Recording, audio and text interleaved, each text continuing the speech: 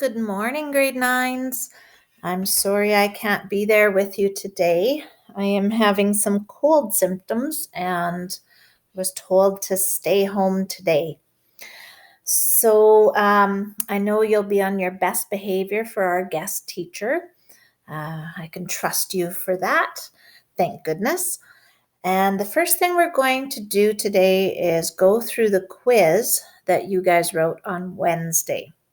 So we'll give our guest teacher a minute or two to hand back those quizzes to you, and then watch up here and we will go through the quiz together. So the very first question here, we did have a little bit of problems with it, almost in the sort of picking out where does it start and where does it end. So use this arrow to tell you where the end is. So just like any arrow, an arrow shows that you started here and that you went in this direction and ended here. So what we have is 0.5 plus 0.7 is equal to 1.2. As we go through, I will be just highlighting some of the more common errors that we saw on here. You guys, let's take a look at number 4. So for number 4, when it says greater than 0, what we're looking for is which ones are positive. So the strategy you can use here, you don't even have to actually do the calculation. All you have to think about is the tokens in the bucket. If I had these positive tokens in the bucket and I added these negative tokens in the bucket, there would be a battle, there'd be some cancellation, but it would be the negatives that win the battle. So this answer is going to come out negative, so I can rule that one out. For part 2 here, I've got negative tokens in the bucket. I add more negative tokens to the bucket. This is definitely a negative answer. Nothing's going to cancel out. So the tokens left in the bucket are all negative. Now the reason that it is choice number 3 is we've got these negative tokens in the bucket. We add in these positive tokens to the bucket. There's a battle, but the positives are going to win, giving us a positive answer. So we have to select D for this one. And I was a little bit surprised here with number 5 that we had as many people getting this wrong as we did. All we're looking at here is understanding that the order of the numbers does not matter for adding. And if you think about it, a 4 plus 5 is equal to 9. We can change the order of those numbers and say 5 plus 4 is the same thing, equal to 9. So when I'm adding, I can switch the numbers around. And if you look at choice number 2 here, that's all they've done. They've written this one first and this one second. And since order doesn't matter, it's choice number 2 that would be the same as the original, so we have to pick D.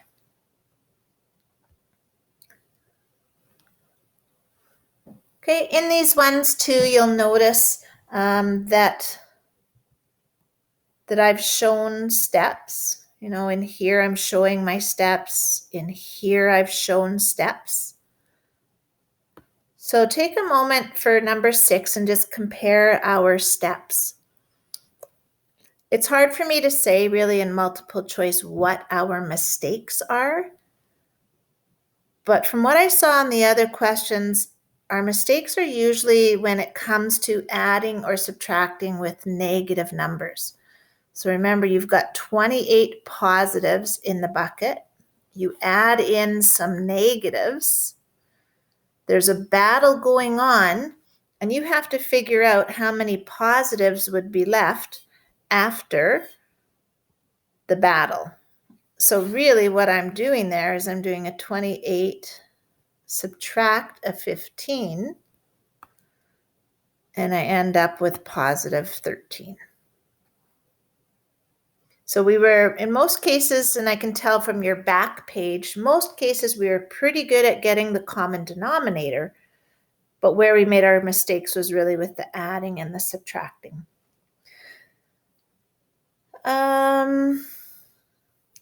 Decimals, number 8, this one gave us a little bit of trouble. So the very first thing I would do is I would rewrite this as an adding question. So I'm going to change this to adding a positive 5.9. And I think it's valuable to actually write it out, because you can see here that it's very clear. All I need to do is add those two numbers together. I think if we just stay, on the original question and we make some changes in here, it's just too hard to read and too hard to interpret. So I'm going to suggest that you actually write it out as a brand new question. Number 9 is the one that's sort of the thing that caught us on our last quiz when we were doing integers. This 18 subtract negative 5. I'm going to rewrite that as 18 plus 5 to get that 23 over 7. Okay, and then here's another one about, the order. This is a subtract question. And for subtraction, order does matter. So if you think about, let's say 20 subtract 6, that's positive 14. If I change the order and say 6 subtract 20, I get negative 14. So this and this are not the same thing. Order of the numbers does matter when it's subtraction. However, in this question, my very first step would be rewriting it as an addition question. So keeping the first fraction the same, adding the opposite. So if I look at this as an adding question, now I could think about changing the order. We could have these in a different order. And that's why this one, choice number 3, is going to give us the same answer as the original.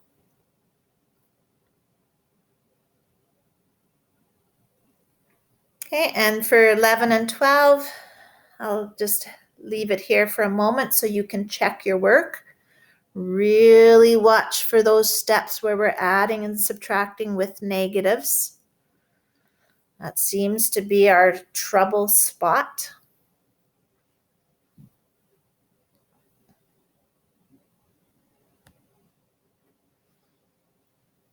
Okay, and again, check your work here, compare it to mine.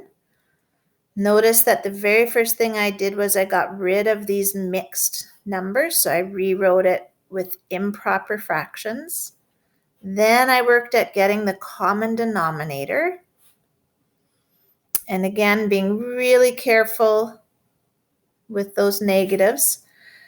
Over here where I'm subtracting, I changed that to adding the opposite.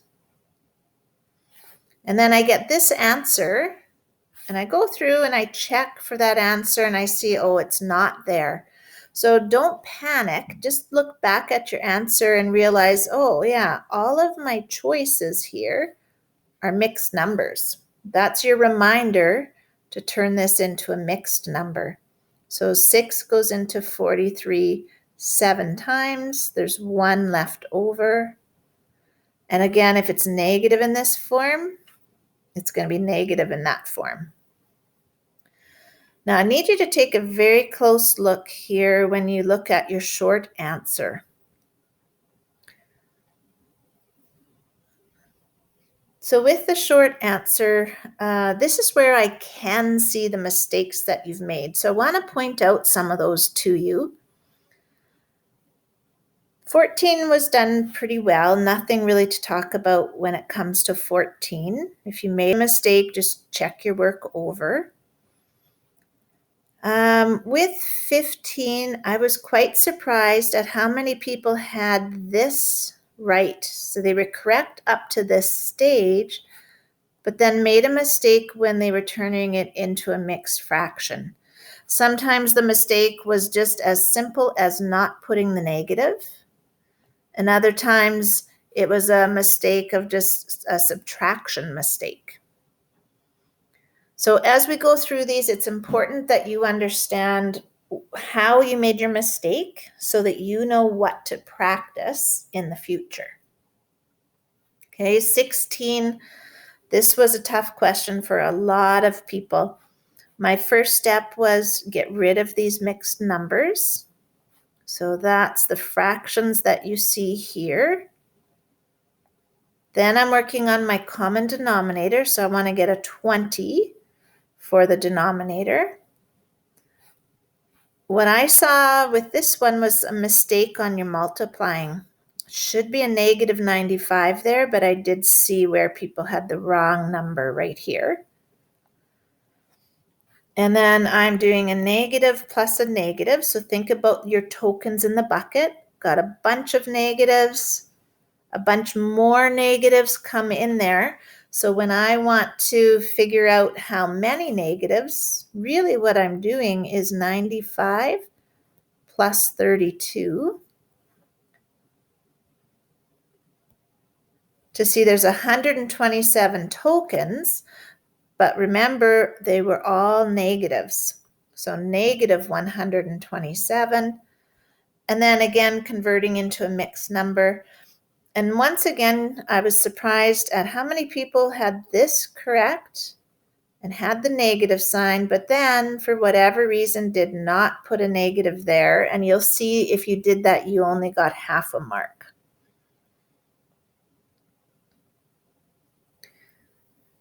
Okay, and check through your work here with 17. This is where we ran into trouble on our last quiz, this subtracting a negative. Subtracting a negative is just like adding. So it's really pretty easy because we've already got a common denominator. All we have to do is 6 plus 7. We get that 13 over 5. 5 goes into 13 two times, which is 10, and 3 left over. And then 18, again, we have strategies to use for subtraction. And I think there were just way too many people not really understanding our strategies here. So we did get quite a few wrong answers on this one. So when I see subtraction, I'm going to change it to adding the opposite. Now, once it's an adding question, think about the tokens in the bucket. You've got some negatives in there. Then you add some more negatives in there. So there are no tokens canceling out. They're all negatives. And I have to figure out how many negatives. So what I do is I'm going to add these numbers.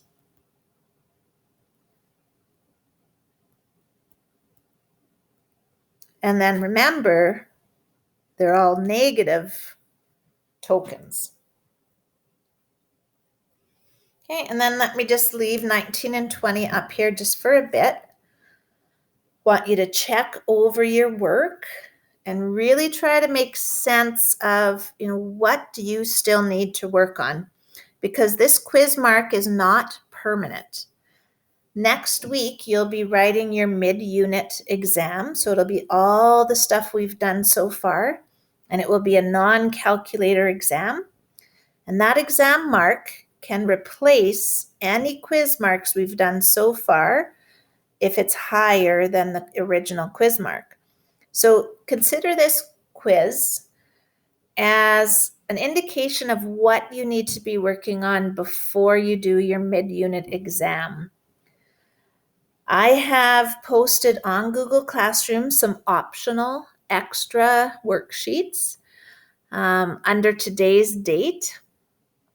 And once you've gone through your quiz here and you've figured out where your weaknesses are, you should be printing off those pages and getting that extra practice done, or popping in 8:30 in the morning and getting a little bit of help from me. So I hope that going through that quiz has helped. Please take out your lesson 8 notes that we were doing the other day and that we didn't quite finish. And we're going to pick it up right where we left off. So lesson 8, multiplying rational numbers.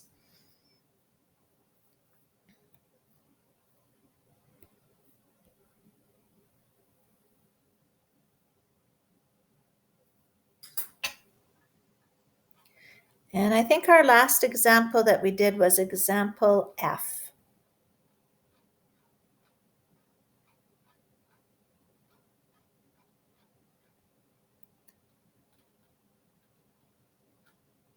So we did this example together, and then you guys were working on questions from the textbook. You had page 127.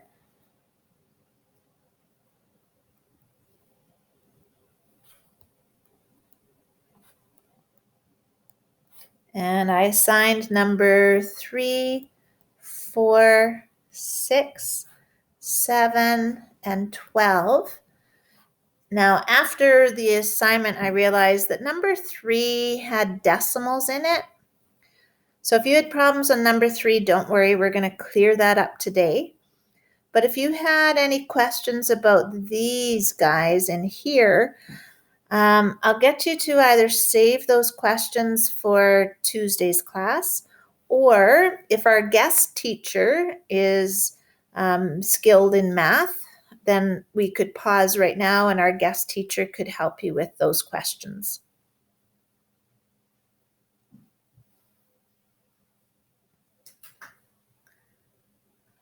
And we will move on to, actually, I think we should do these ones as a little warm-up. So let's do G together, and I'll have you guys do H on your own. So let's go through the steps here for G. It is kind of an interesting one because we do have this whole number in here. And sometimes that whole number just throws the balance of the fractions off a little bit. So whenever you have a whole number, I'm going to recommend that you turn it into a fraction. So if we put it over a 1, it's still equal to -9, but now it's in fraction form. And we're going to get rid of this mixed number. So I'm doing 8 times 3, which is 24, plus 5, which is 29. So 29 over 8. Now, the method that we were using was we were looking to see, could we cancel anything out? It's called cross-canceling, and what we're doing is we're dividing common factors. So I would look at this number and this one, and I say, no, there's no common factor for those two, so there's nothing I can divide out. I'd look at this one and this one. So I'm just looking anywhere in the numerator and anywhere in the denominator, but there's no common factor there. Look at these two numbers. There's no common factor. And look at these two numbers. Now you might say 1 is a common factor, but if I divide by 1, I'm not changing anything. So when we realize there's nothing that we can divide out, there's nothing that we can reduce right from the beginning, we're just going to multiply straight across. So this 29 times 9, I can do longhand right here just as I have it, or I could break up the 29. I could say break up the 29 into a 20 and a 9. Multiply each one by 9.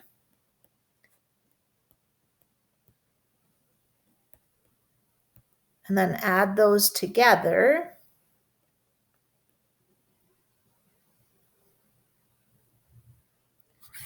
So I would end up with a negative 261 over 8, which is an improper fraction. So now we have our step where we need to get rid of that improper fraction. So I'll give you a moment here to convert it.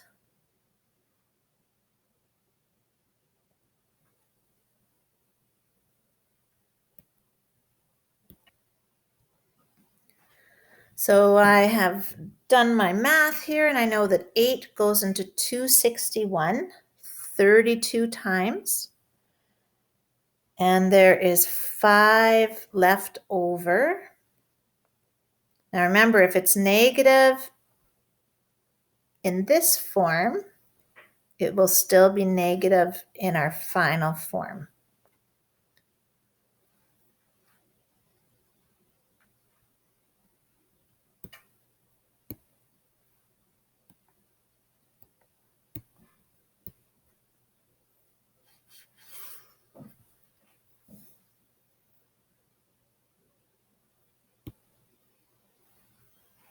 So go ahead and try the second question on your own, please.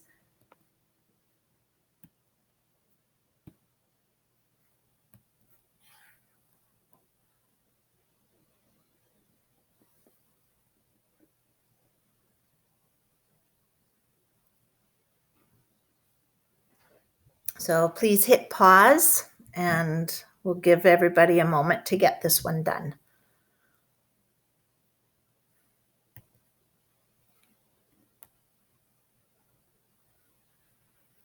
All right, let's get rid of that mixed number. 7 times 5 is 35, plus 2 is 37 over 7. And I'm multiplying by 1 over 8. So our strategy is to see, is there anything we can reduce or divide out before we do our multiplying? So I'm checking these two numbers. Nope, nothing to divide out. I'm checking these two numbers. Nothing will divide out. I'm checking these two, and nothing will divide out. I talk. Sorry. So after looking and trying to find any common factors that will cancel out, nothing's going to cancel out here.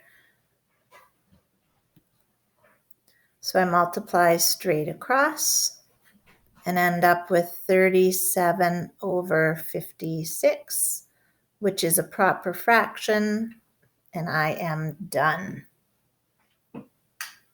All right, so there's your warm-up. And what we're moving on to today will be some decimals. But we'll take a look here at just again, something else that makes your work a little bit easier. It says, how many of the following products will give you the same answer? So let's take a look. Negative 5 times 2 is equal to negative 10. 2 times negative 5, that equals negative 10. So what we see on our first two examples, this one and this one, is the order of the numbers does not matter when you are multiplying. So I can change these two around into this order. They still give me the same answer. And then 5 times negative 2, oh, that's also negative 10. And negative 2 times 5 is also negative 10. Now our next example, what we're looking at are fractions. But based on that rule, we don't even really need to do the questions. So it says, how many of the following products will give you the same answer? So let's compare this one to this one. All they did here was they changed the order of the two fractions. So I know that those first two will be the same. Compare that one to this one. All they did was move the negative from here to here. So negative times positive, still going to give me the same thing. And then if we take the negative from here and put it here, like they did in this one, it's still going to give the same thing. So all of these give the same answer.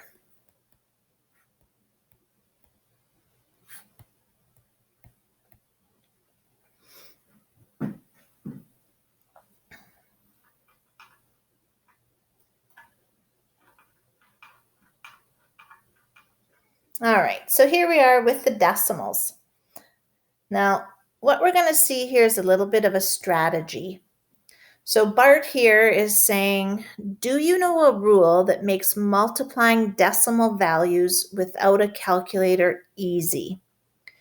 So here's the idea with this one.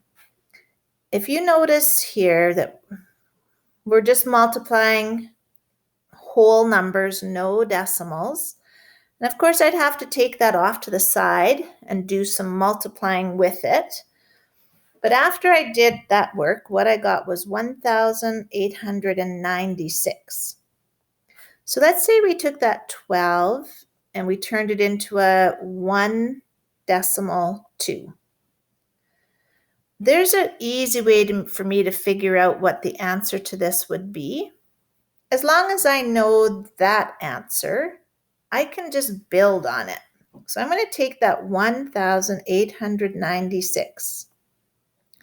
Now notice over in our question here, there's 1 decimal place.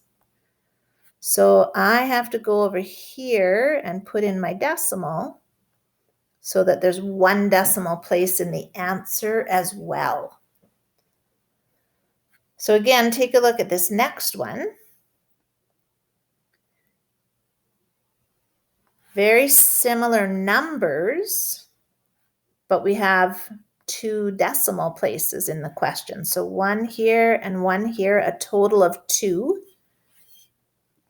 So I'm going to take that same 1,896, but because there's 2 decimal places in the question, I have to make sure there's 2 decimal places in the answer. And then our final discovery example here, we've got 1 decimal place and 2 more. So we've got a total of 1, 2, 3. Our answer has to have 3 decimal places. So I would put my decimal right here to give it 3 decimal places. And now it is your turn. So you're going to start with a little bit of long multiplication to figure out 12 times 13. That's going to give you your base number. And then you're going to take that number and put in your decimal so that you have the same number of decimal places as you do in your question. So please hit pause here and give these 4 questions a try.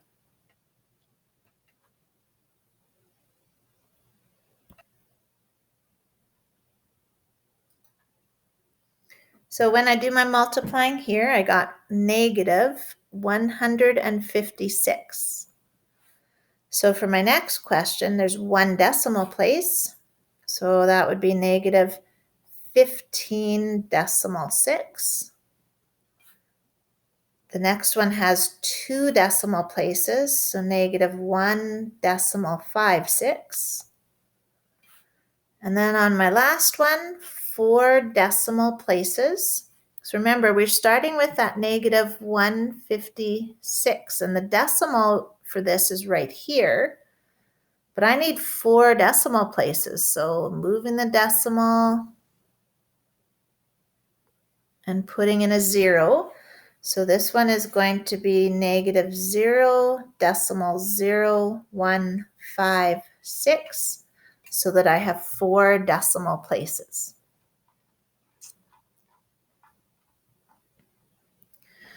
On this question, it says, which of the following answers will be greater than 0?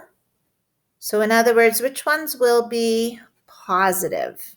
So we're going to go through and we're going to put a star by all the ones that would be positive. And it's what we have to do as our first step. We always look at it and figure out, what will my answer be, positive or negative? So the ones that will be positive are the ones where the two numbers have the same sign. So if we look at this one, positive times a positive, both numbers have the same sign, our answer here is going to be positive. Our answer here is going to be positive because both of the numbers have the same sign, and even this one is going to be positive because both of those have the same sign.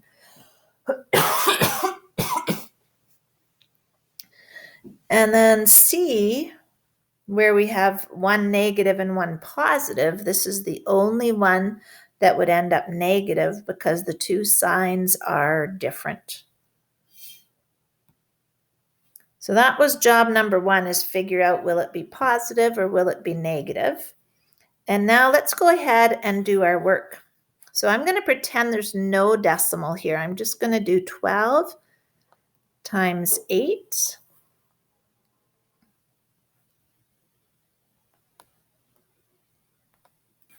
So I know my answer is going to have something to do with 96.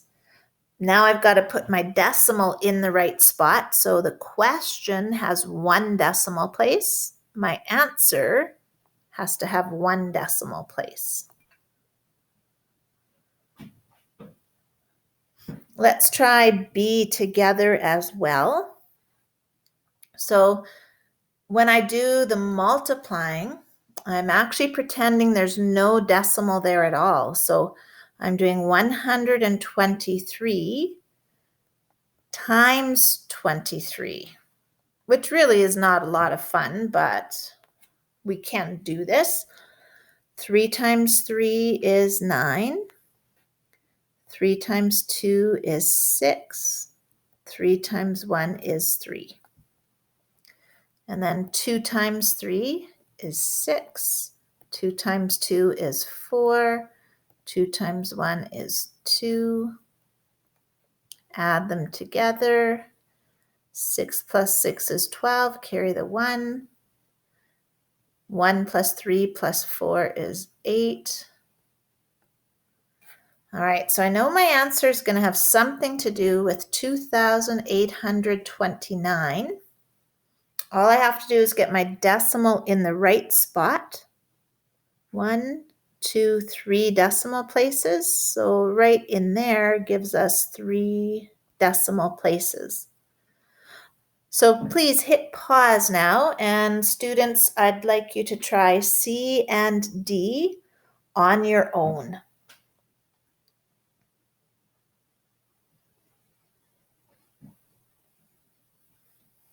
So on C, the first thing I would do is figure out again the sign. I know my answer is going to be negative because that's what happens when we have a negative times a positive.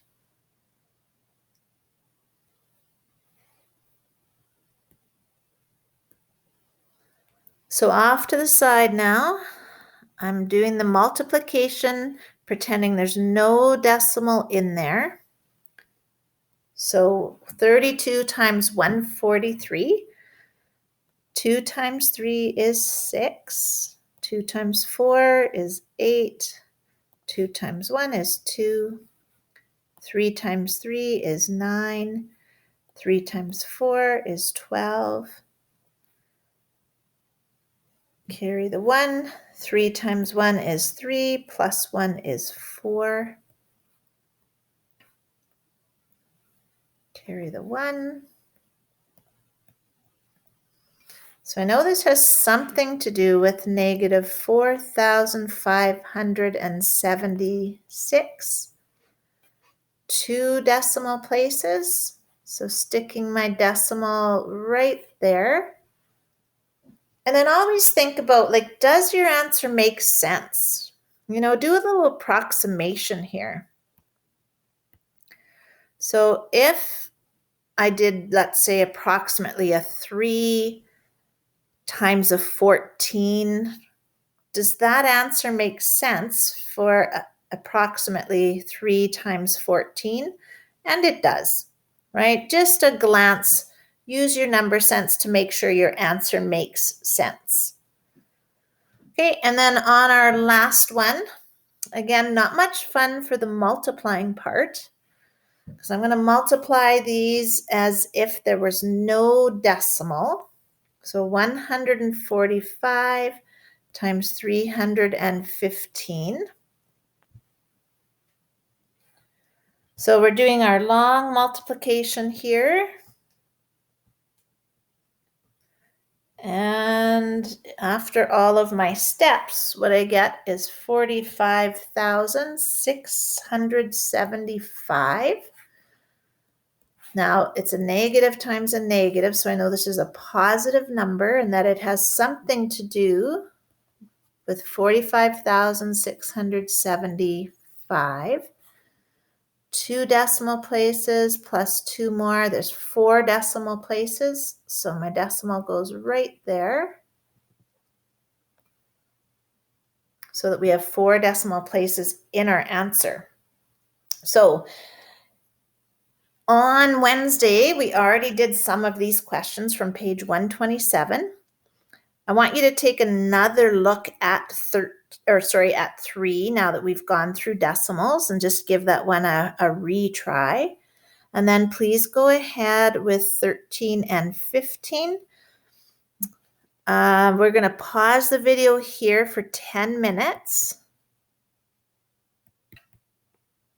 and give you time to finish those 3 questions, and then come on back, and we are going to be starting lesson 9 today.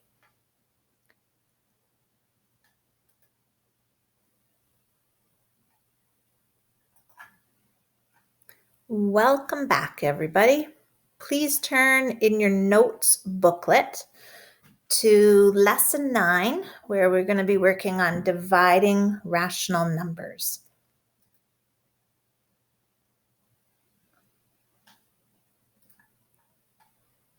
So first thing I want to do is something that you're going to think is very elementary, but it's going to help us understand fractions. So I'm looking at this 6 divided by 2, and I'm going to use the number line to demonstrate using jumps.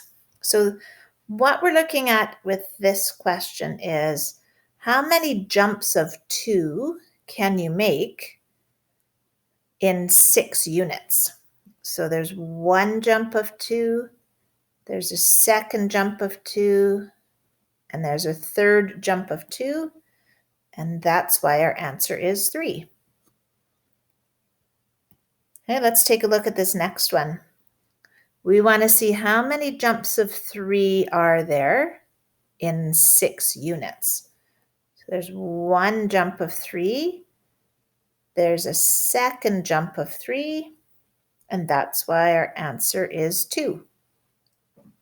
Now, guys, I know that you know the answer already to 4 divided by 2, but play along with me here. Let's just take a look at the jumps. So there's 1 jump of 2, there's a second jump of 2. So this is equal to 2 because there are 2 jumps of 2 in 4 units. Now the reason that we were doing it that way is because I want these fractions to make sense. So for this next question, we're doing 2 divided by 1/4. So in other words, how many jumps of 1/4 are there in 2 units? So there'd be 1, 2, 3, 4, 5, 6, 7, 8 jumps of 1/4.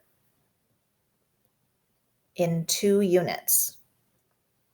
And let's do the same thing here with the 4 divided by 1/2. So how many jumps of 1/2 are there in 4 units? So 1, 2, 3, 4, 5, 6, 7, 8.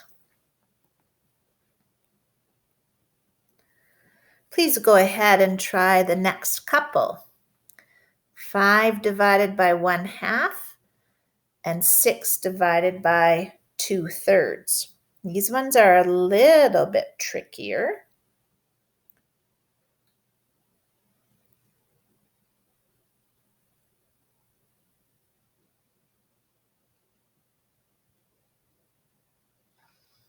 So I think we should be pretty good still with 5 divided by 1/2. So how many jumps of 1/2 are there in 5? There'd be 1, 2, 3, 4, 5, 6, 7, 8, 9, 10.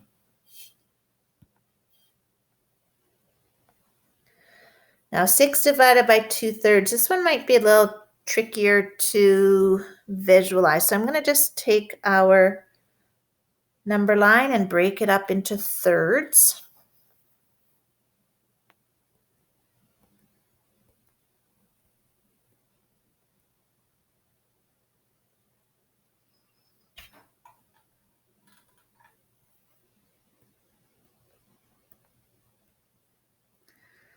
All right, so I'm going to make jumps of 2/3. So there's 2/3, another 2/3, another 2/3, another 2/3. We'll go all the way to the 6. So let's see, we've got 1, 2, 3, 4, 5, 6, 7, 8, 9 jumps of 2/3. And so our answer there is going to be 9. Now, when we divide by fractions, we're not going to do this all the time. We're not going to get a number line. So what I want you to do is I want you to look at the above solutions and think, is there a faster way to divide by fractions than the way that we just did with the jumps? And I'm hoping what you're going to see here is a little bit of a pattern. So for instance, this 8, that's got to have something to do with the 2 times 4. And look at here, it happens again. 8, it's got to have something to do with multiplying the 4 and the 2, which seems strange because we are dividing.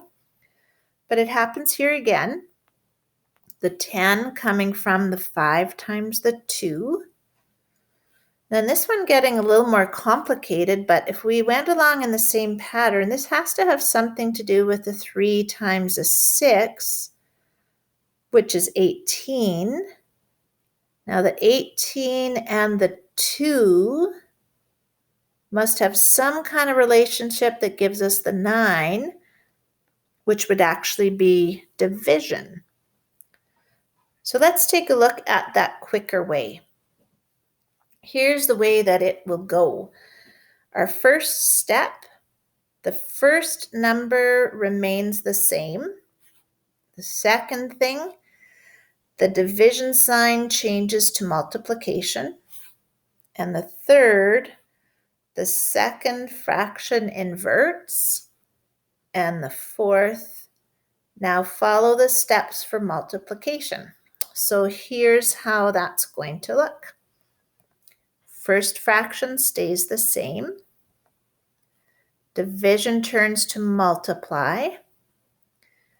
We invert, which in regular terms you might say we flip, but we invert the second fraction.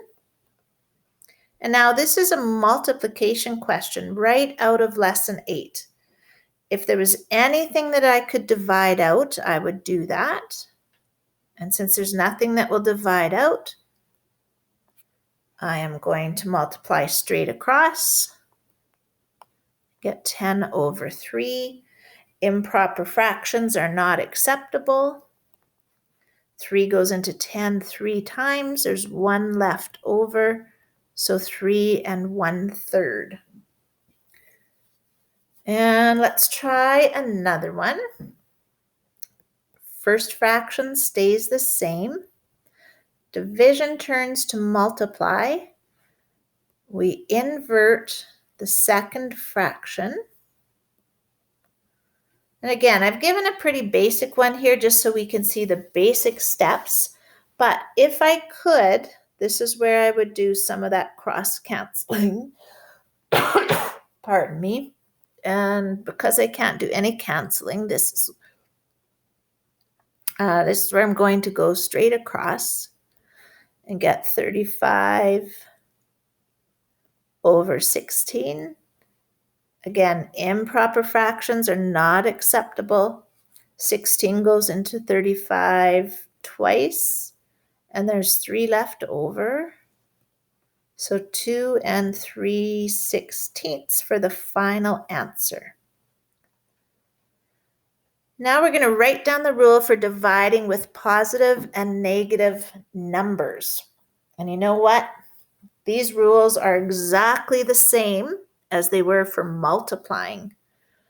So when the signs are the same, like a positive divided by a positive, our result is positive. And again, if the signs are the same, like a negative divided by a negative, the answer is also going to come out to be positive. However, if we have different signs, negative divided by a positive will result in a negative. And if we change the order there and go positive divided by a negative, that will also result in a negative. So same rules as we had for multiplying. All right, so you've seen a couple of these ones done. And what I would like you to do is to try C and D on your own. So we'll get our guest teacher to hit pause and give you a couple minutes to try these ones out.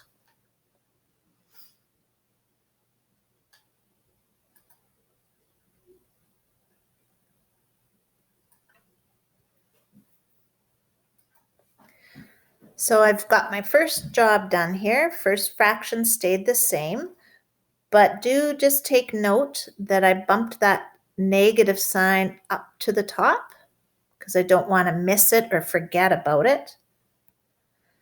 And since this is multiplying, I'm now looking for something that would divide out, like how I can divide this by 5. I can divide this by 5, giving me smaller numbers to work with. I can divide here by 2. I can divide here by 2. So once I multiply straight across, I'll have -1/4. And for D, first fraction stays the same. I multiply by, now when we invert this fraction, what we get is the reciprocal. So what I'm doing is I'm keeping the first one the same and I'm multiplying by the reciprocal of the second one. Bump that little negative up to the top so that you don't miss it. Now that it's a multiplying question, I'm going to be looking for some common factors to divide out. For example, I see that I can divide by 3 here and there, and that is it. So multiplying across the top to get a +16, multiplying across the bottom to get 9, and as a mixed fraction, that would be 1 7/9.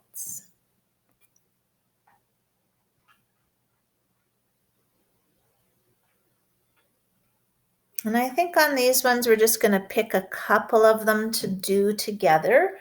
So I'm going to get you to hit pause again while you're trying out E and G. And notice in the hint, it says convert mixed fractions into improper fractions before doing the division. So please hit pause and give a try to question E and G. So I'm getting rid of this mixed number.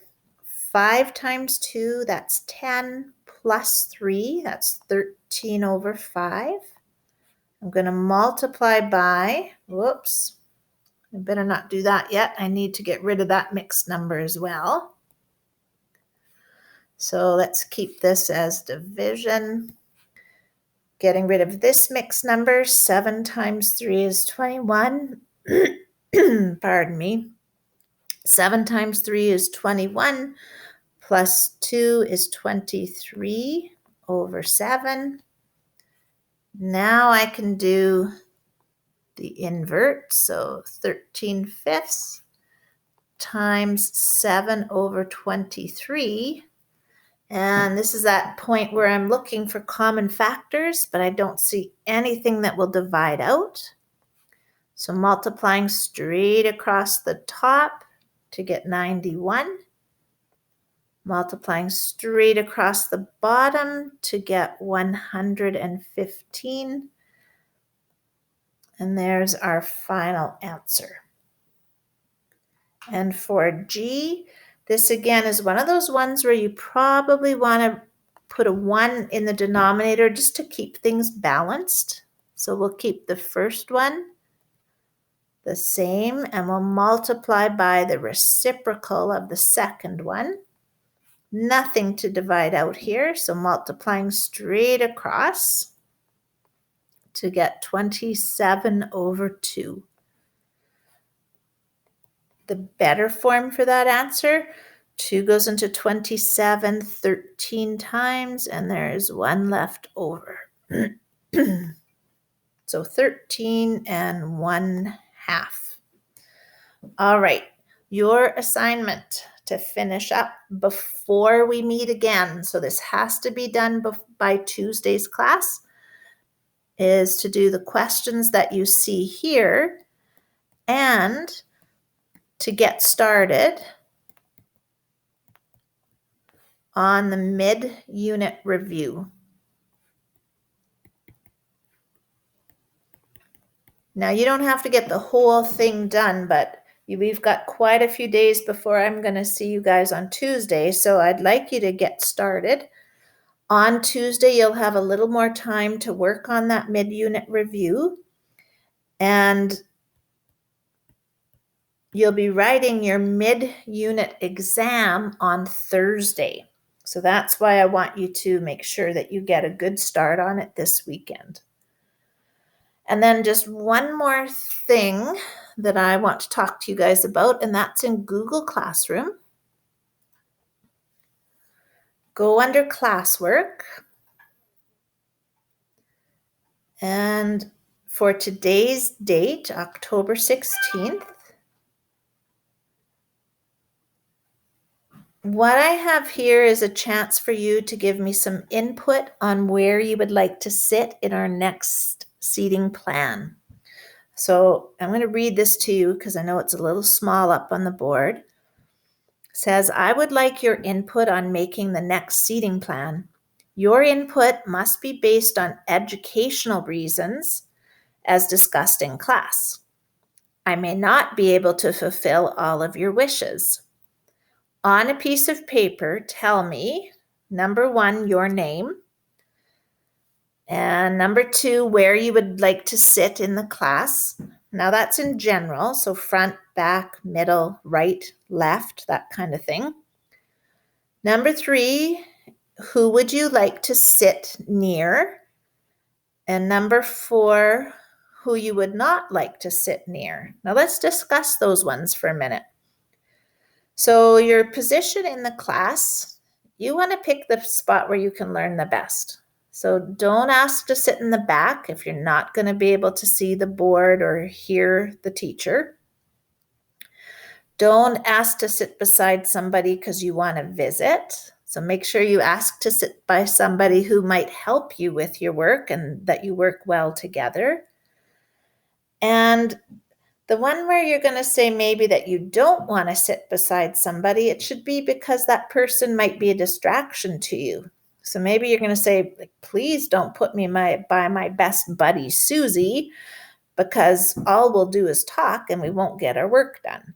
And that will be private between you and I. We're not going to share that with anybody else. Now, here's the catch. If you want me to consider your requests, you must be able to submit this as a PDF. So you're going to scan the paper and submit it to this assignment on Google Classroom as a PDF, or it will not be considered. And if you don't care about where you sit, then you do not have to do this submission. And your deadline for this is Friday at 3:40. So this is probably something you're going to get done on your lunch break. All right, so let's make sure we know our homework assignment. So 134, number 4, 5, and 12, and getting started on the mid-unit review. And that's it for me. So our guest teacher can hit stop on the video, and please use the rest of class time to do some really solid work. Have a great weekend, everybody. Stay strong and be kind.